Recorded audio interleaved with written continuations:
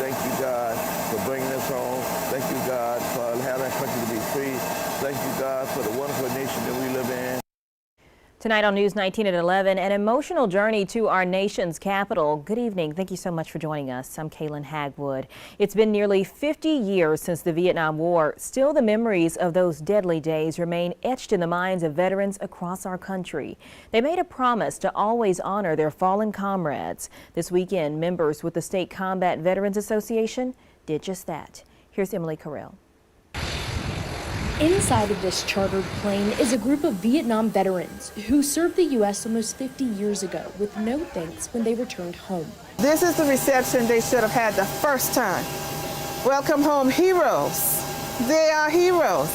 Dr. V. Stafford organized the trip that took the South Carolina veterans to the Vietnam Memorial, where they were able to lay a wreath in honor of the fallen. There's over 58,000 names on that wall, 900 of them from South Carolina. And being that we were representing all the families of those soldiers that gave their lives during that time. It was really hard, it was very tearful, but the support that we got from the public that was there was amazing. The group has gone to Washington, D.C. for most of the last 2 decades, but this year they went by plane. Organizers said that was due to the age of some of the veterans, some of who are now in their 80s.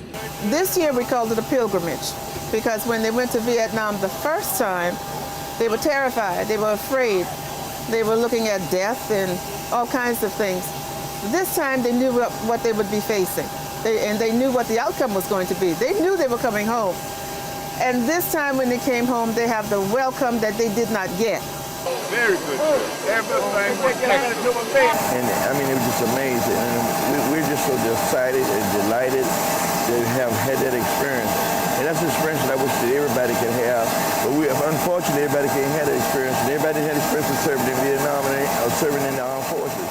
But we have to always remember that those that served and gave their lives should never be forgotten. The group is hoping to go again in 2022. I'm Emily Carell, News 19 WLTX.